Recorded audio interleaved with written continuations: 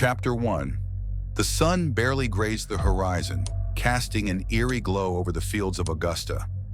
It was July 9th, 1806, a day that would be etched in the memories of the townsfolk forever, though they had no inkling of the horror that awaited them. James Purrington, a man once revered for his hard work and sacrifice during the Revolutionary War, was stirring in his bed, his heart pounding in a rhythm that only he could hear. The ghosts of his past whispered sweet nothings in his ear, luring him into a spiraling abyss. "James, what's wrong?" Betsy, his wife, stirred beside him. Her voice was thick with sleep, still caught in the dream world. "Nothing, Betsy. Go back to sleep," he murmured, though his mind was anything but tranquil. As he slid out of bed, the wooden floor creaked beneath his feet, a warning that went unheeded. A heavy axe leaned against the wall, gleaming menacingly in the faint light. It called him, beckoned him, promising a release from the torment he couldn't articulate. The house was silent, save for the soft breaths of his children, blissfully unaware of the fate that loomed over them. Polly, the eldest at 19, slept soundly, her dreams likely filled with visions of a bright future.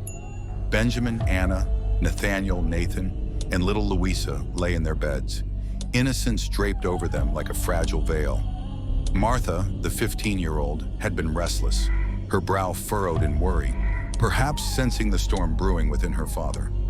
As he wandered down the dimly lit hallway, each step felt like a descent into madness.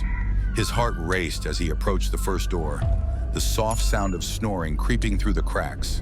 Without hesitation, he swung the door open, and the sight of his beloved daughter Polly filled him with an inexplicable rage. He raised the axe high above his head, the weight of it grounding him as he brought it crashing down upon her. The sickening thud echoed through the house, a sound that would haunt the town for generations. Blood splattered against the walls, a grotesque canvas that would tell the story of his betrayal. "Father, no!" came a voice from behind him. It was James Jr., the 17-year-old who had just awakened to the horror unfolding in their home. His eyes widened in shock, the boy's body frozen in place, caught in a moment that would shatter the very fabric of his existence. James turned, the bloodied axe still dripping red, and in that instant, he felt the weight of the world pressing down on him. "You should have stayed asleep, boy," he growled, charging towards his son with a primal fury. James Jr. ducked and dodged, narrowly avoiding the deadly swing. He stumbled backward, his heart racing as he fought against the instinct to flee. "What's happening? Why are you doing this?" and he pleaded, desperation lacing his words. But the answer was buried deep within James, tangled in a web of insanity that had slowly woven itself around his mind. He could feel it tightening, squeezing the last remnants of reason from him. "You wouldn't understand," he hissed, lunging again, the axe slicing through the air. The younger Purrington barely managed to evade the blow, his instincts kicking in as he scrambled away from his father's wrath. He sprinted down the hall, the faint sounds of his siblings stirring only amplifying the chaos. "Get out! Run!" he shouted, knowing that time was running out. But it was too late. The hammer of fate had already begun its relentless pounding, and the house filled with the stench of blood and fear.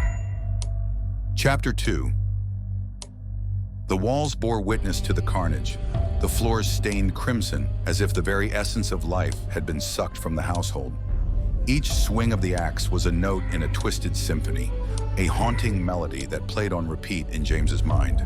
He moved methodically, a conductor leading an orchestra of death, each family member falling victim to his delusions.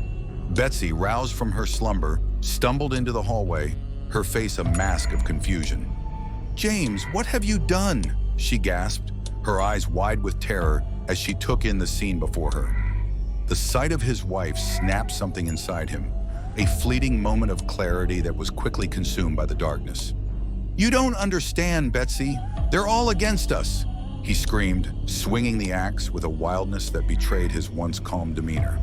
"No, please stop," she cried, but her pleas fell on deaf ears.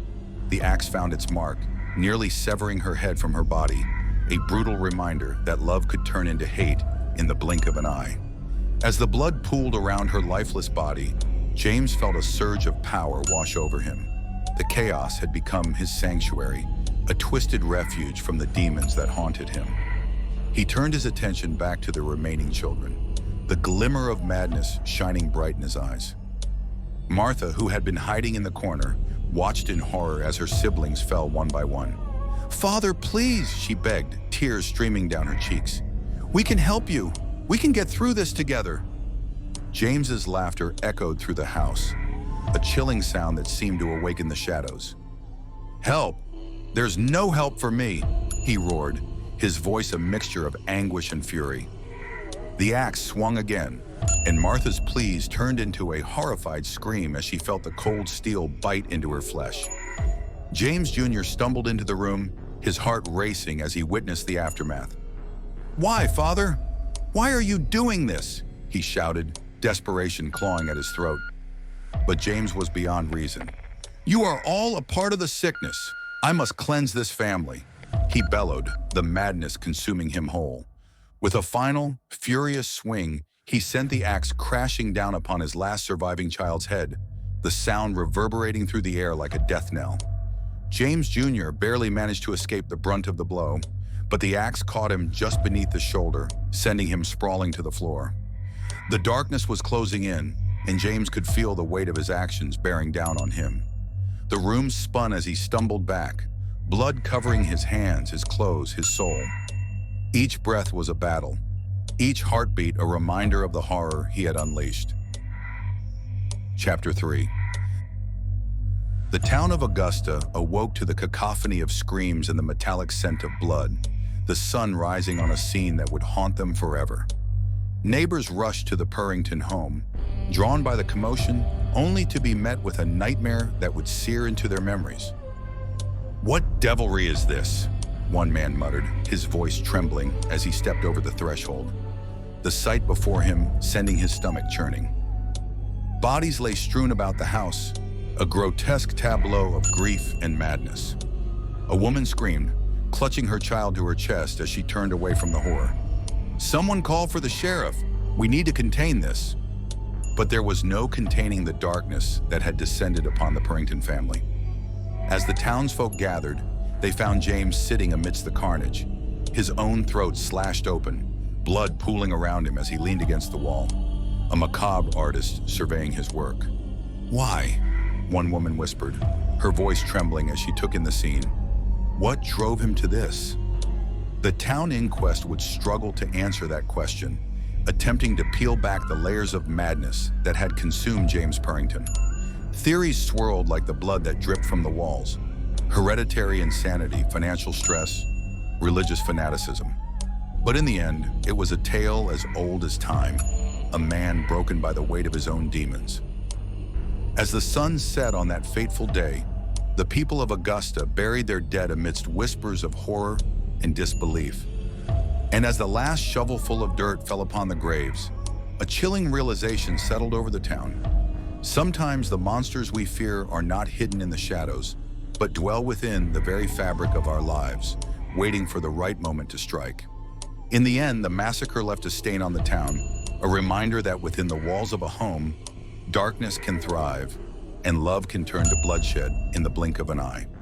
The Purrington Massacre became a ghost that haunted the streets, a story passed down through generations, echoing with the grim truth that sometimes the greatest horrors lie not in the world outside, but within our own hearts, waiting for the right moment to unleash chaos.